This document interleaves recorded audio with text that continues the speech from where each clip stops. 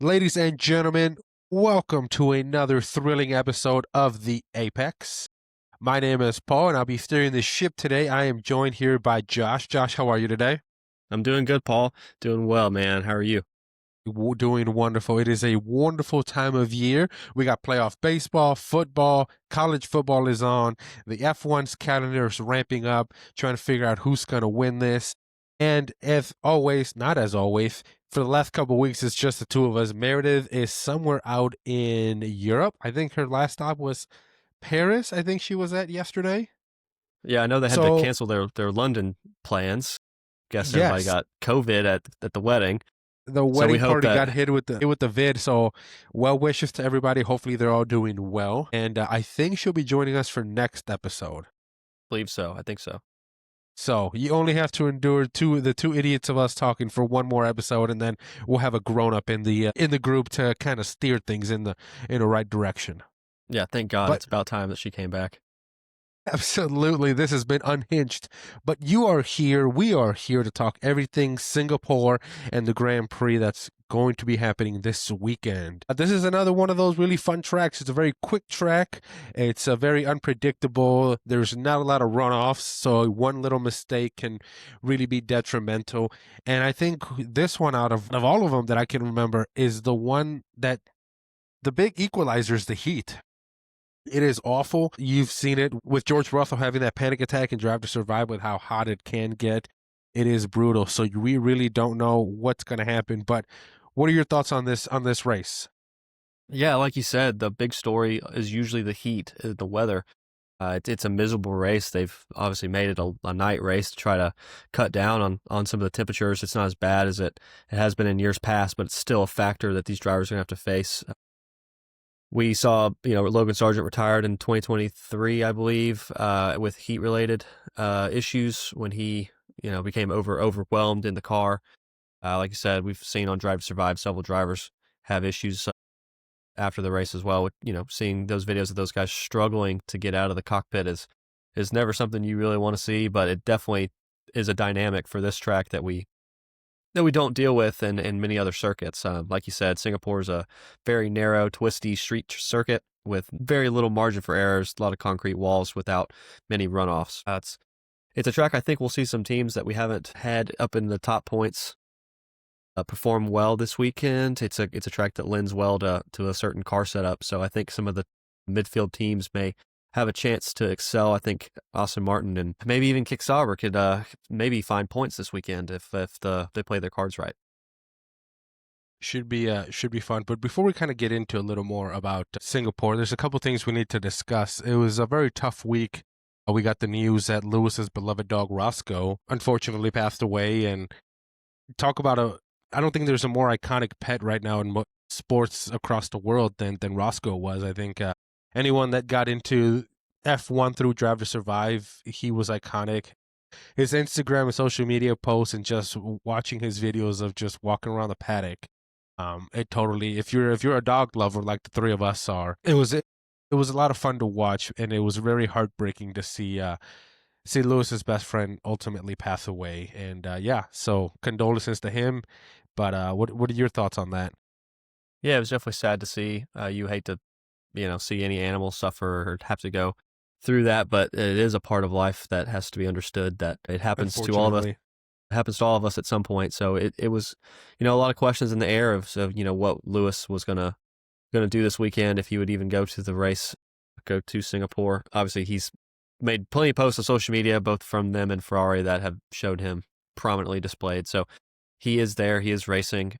And I'm sure he's going to be giving his absolute max effort, in memory of his best friend. So yeah, very sad thing, but maybe just a little bit of motivation for Lewis to excel this weekend. hopefully, and I'm sure the team will do something on in respect to that, whether it's a Roscoe sticker on the helmet or something. I can definitely, would sure hope that Ferrari would do something along those lines. Yeah, I'm sure there'll be. I bet even Formula One will probably do something during the broadcast. They've already made social media posts, so I wouldn't be surprised if it was a major talking point of the weekend. Yeah, no doubt. Also, have you been kind of keeping up with McLaren and their developing program? I saw that they done or Dune, I don't know if I'm pronouncing that correctly, and McLaren have parted ways. I don't know too much about him just because I don't really keep up with F2 as much as you do, but this kid is 18, 19 years old, was 5th or 8th in the standings, but has a good future behind him, had some good backing. The team really seemed to enjoy him, and it seemed just out of nowhere they got rid of him. Have you been keeping up with that? I had seen the news this morning about it. Do not know why or have seen any speculation on why that may have happened. You got to remember these drivers' academies are kind of volatile. They're very performance based from both ends. So the drivers and their families expect certain things or contractual agreements to be made as far as time in Formula One cars or FP1 sessions or you name it, whatever it may be. And if those obligations are not met, then there is room for those contracts to be null and void, like we saw with Oscar Piastri and the drama with the Alpine contract with his junior program. So it's something that we'll have to look into a little bit more and see as the news breaks throughout the weekend if there was a reason particular. But you also got to think that maybe McLaren is just thinking ahead, that they've got 2 drivers that are locked into long-term contracts, and they may be looking to go in a different direction with their junior development program. So there could be several different reasons why they'd make this decision. It could have just been mutual. Both parties agreed to split, to part ways. So we'll just have to look and see. Yeah, it'll be interesting to see how it all develops. Who else is in their developing program? I know we got Pato, but if something were to happen to Oscar Orlando, who else takes over that seat? Let's see. I gotta pull it up. Yes. Yeah, so Alex Palou was one of those that we've all kind of talked about before, but I don't. He was, but now they're in that legal battle. Now they're in the legal battle, but so I think that was a big hit to their development program. But I'm going to butcher this pronunciation. But this is a driver that has been very promising and won in Macau in another racing category that was not F2. I think it might have been F3.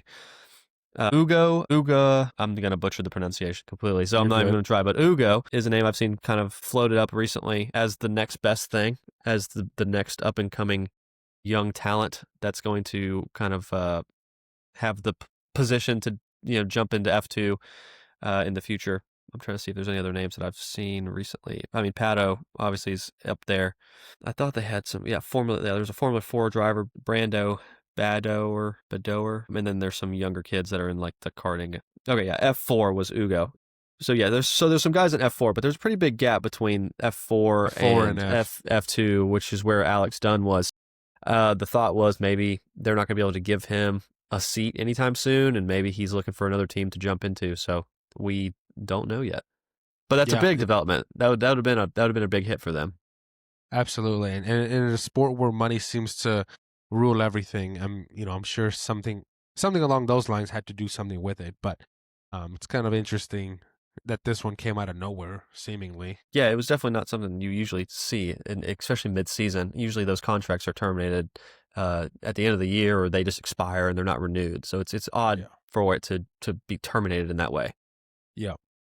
And also on the McLaren front, I know that McLaren and Alex Palou had their court hearing in London this week. Didn't really keep up to see what is happening to there, but it'll be interesting to see if Alex has to pay that money back or what's going to happen with that. Yeah, I mean, that's going to be a major hit to McLaren if either way, because they've either spent all this time and money on a driver that is a complete waste now, that they're never going to get back that time or money, and they're not going to get the driver that they've paid for. So, I mean, definitely a loss for McLaren.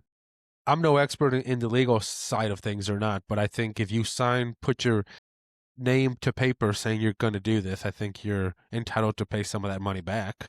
Yeah, I don't know. It depends on how that contract's written. Yeah. So I just saw a news article going back real quick to Alex Dunn. The rumor here is that he's closing on a Red Bull deal to continue to drive an F2 under Red Bull. And then to go to racing, and then go to Racing Bulls in 2027 potentially. So that is the rumor that I've seen so far. Very interesting. So we will keep on that story as it develops, and let's kind of get back to Singapore. This is going to be a 7:00 race for us, so that'll be fun. It is 62 laps, so yeah, this is going to be a very, very fun track to watch. I can't wait to see what the qualifyings look like. I'm sure Ferrari's going to be 1-2 in free practice 1 and 2, and then finish fifth and sixth in qualifying like they always do. Yeah, as is tradition. As is tradition, let's kind of get into our predictions. What do you think is going to happen in the Singapore Grand Prix? So I'll start with, I think that's going to be very similar to what we saw in Baku. I think that we're going to have a pretty tumultuous qualifying session. I think it's going to be a lot of the same. People pushing too hard, finding walls they shouldn't find, and it could potentially be kind of sloppy, especially with the rookies being. So, we have plenty of rookies on the grid that have never raced here. And that could get pretty sloppy and pretty messy especially if it rains. I haven't seen the weather forecast for this weekend, but it's South Asia is pretty notorious for having pretty torrential downpours this time of year. So, be interested to see if there is any weather forecast that could completely change the dynamic of this race. I'm looking up the weather real quick. So it looks like potential for rain Friday and Saturday. Yep, and extremely hot. And that was a given. Very, very hot. Humid. But I don't think there's any rain scheduled for Sunday. Yeah, but that could spell disaster for qualifying. So that could be pretty interesting. I will say another thing I saw was that they had increased the pit speed limit from 60 to 80 kilometers. Okay. In the hopes that could spur on some different strategy choices, maybe even get away from the one stop that we usually see in Singapore and get to a two stop, or maybe at least just some variation that is not just a one stop to change to a hard tire. So we'll see. I hope it does, because I'm tired of seeing just a very boring, predictable pit stop strategy. I think we're all getting tired of that, and this is one of the reasons I cannot wait for next year, and hopefully next year's car can give us a little more excitement. But yeah, let's get into what are your predictions? What do you think? So I think McLaren is going to bounce back pretty strong this weekend. I think the last week was a pretty rough one for obviously Oscar Piastri, unable to finish even the first lap of his race after a disastrous start. And then I think Lando was just missed out on some opportunities by his poor qualifying effort and some really bad strategy in both qualifying and during the race. So I think McLaren will bounce back. I think Lando is going to win out in Singapore here. He looked very strong around here last year. He knows how to lead this race. I think he's going to do well. I think Oscar will get second. I think he'll have a good bounce back effort here. And then I think George Russell will take third. I think George Russell will take third in the Mercedes, which is weird for me to say because I think that the Mercedes does very poorly in hot conditions. But I don't see Max doing as well here. This is the only race that he's never won. It's not a track that it seems like he favors very highly. So I just don't see him having the pace that he's had over the last several weekends. Okay. And then if you want my shocker prediction, I think that we'll have an Aston Martin in the points. I think I'll even be more specific. I'm going to say both Fernando Alonso and Nico Hülkenberg will get points this weekend. Wow. All right, I'm just writing this down so we don't forget. And then you had Oscar, Lando. No, I had the other way around. I had Lando winning, Oscar second, George third. Lando, Oscar. All right, man, you are. Listen, I don't even talk crap about your ballsy predictions because somehow you end up being right. And I hate it. And I hate it here. But here we are. Meredith, on the other hand, decides to go with Max first, Lando second, Oscar in third. And her shocker prediction is Williams. Both Williams are in the points. I'm going something similar. I think there's something there with Max, and I think he wins again. I think Max keeps things spicy. He stirs things up, and he is going to win, followed by Oscar and Lando in second and third. And I think both V cars are going to get in the points this go around. So that's exactly what I think is going to happen. I don't think George is going to do that well. And as much as I really want to predict Ferrari to do something productive, I don't think they're going to do anything great. Just to keep everybody up to date on the points, Josh, you are in first with 15 points, followed by Meredith and I tied for second with 13 points. So it is coming down to the wire. And I can't wait for Sunday. Unfortunately, you and I have to work, so hopefully we're able to catch the race at some point throughout the morning and try not to spoil it for one another. Yeah, I will try it. Yeah, I know I usually turn my phone on Do Not Disturb and just try to watch when I can, and I'm usually a little late to the parties. It's all right. As long as you get to the party, it doesn't matter how late you get. That's right. Hopefully, we're able to watch it and enjoy it. Any last final thoughts on this short and sweet Yeah. episode? Yeah, I'm not too mad about your predictions. I would be very happy if Max ended up winning the whole thing and I was dead wrong. And the reason I say that is I think that that would spice up the drivers championship just that much more. And that would really 100%. it would really put the pressure on Lando and Oscar and McLaren as a team to start making decisions and to start really stepping it up. I feel like Yes. they've just been coasting over the Yes. last several weekends, Same. even just before the summer break and then even after. I just feel like there has been no real push or motivation to really make this a good battle. And I feel like McLaren's been coasting and they haven't been really forced to do anything outstanding. And I think just a little bit of pressure from an outside influence, being Max Verstappen making a charge for would there be a fifth consecutive championship for him? Or would it be fourth? Fifth? Fifth. It'd be a fifth consecutive. So I think that just having Max in the conversation and just pushing for those points would definitely do something for McLaren, put a little fire under their ass and make them actually start picking it up. And I that's what I want to see. So I wouldn't be mad. If he not at all. If Max wins if somehow Max can pull off a fifth world title here, not only does he go down as one of the greatest drivers, but this one might be one of his most earned title because he was not chalked up to win this one. The last ones were pretty much, you could argue the 21 with Lewis was pretty back and forth, but this one, he wasn't even in the equation. It was McLaren 1-2 the entire year, and somehow he came back and wins. So I'm rooting for him. I really want him to do well. And also, let's not forget, this man got a podium this last weekend in a GT3 car at the Nürburgring. This dude He won. Yeah. Oh, did he win? He won. Yeah. His first endurance race. He's coming in on a high. This dude is incredible. Is there anything he can't do? He does endurance racing on the simulator. He does it in real life, and he races F1 as much as I can. Did you see how well he did? Not only did he win, he lapped the entire field, I think twice. I know once for sure, and I forgot if I read the article and it said he did it again. But people were talking to like live tweeting during the race, and they were like, he just passed the second place car and lapped it. Like, the man is ridiculous, and there's no doubt about that. And I think that this is honestly the beginning of the end of his Formula One career, just because he's going to want to race in endurance full time at some point. I agree. But that's a story for another day. Today's story is I think that if he makes a charge for this championship, the end of the year, while we already expect it to be good, this could be the push we need to see at least 24 become one of those legendary seasons that you see somebody absolutely pull off a shocker. This man is incredible. I don't know how he does it. He has to have been made in the lab. There is no, I don't think he's human. I'm just going to put it out into the world. I don't think he's human. It's able to do this. The Jos Verstappen project. Man, that dude should have been pumping out more kids. No, probably not. Let's be honest. He probably doesn't need to have any more kids. Fair enough. So yeah, Max is incredible. I'm rooting for him as much as he's not my favorite driver. I've been very vocal about it. You have to give the man his roses and his accolades because he is incredible, and I can't wait to see what happens on Sunday, and I really hope that he wins. Yeah, I agree with you. I completely agree with you. And just to remind everyone that Saturday is qualifying, and especially Singapore, we say this about every damn track, it seems like these days.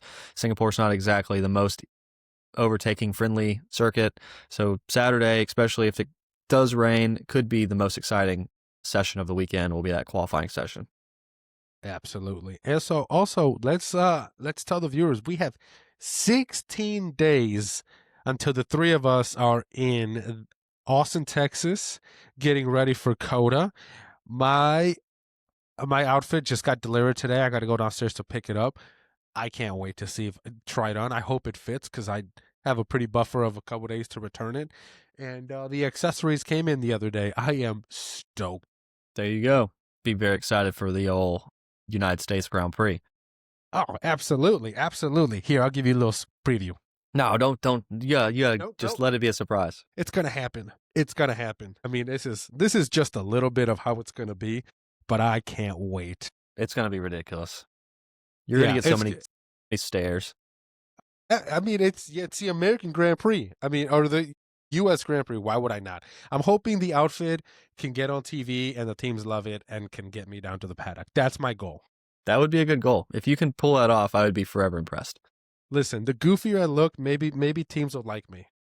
Hey, you got to get a big sign or something that's like over the top as well. I'm not that creative, but I'm sure we can come up with something. That's fine. I'm sure you can figure it out. All right, everybody. On that note, hope everybody has a great rest of your week, enjoys the weekend, and get ready for the Singapore Grand Prix. We will be back with you guys Monday afternoon with another episode, joined here by our wonderful co-host Meredith to give you guys all the insight of what we thought about the race. And hopefully we got some fun and exciting things for you guys. Yeah, it'll be a great weekend. It'll be our lead up to Austin, so I'm sure we'll get plenty of discussion on our plans and maybe some of the lead up stuff to COTA. Yep, we will tell you guys where we're going to be so you can stop by, say hi. And on that note, everybody, take care. Have a great week. We'll be talking to you guys real soon. All right, we'll see you guys later.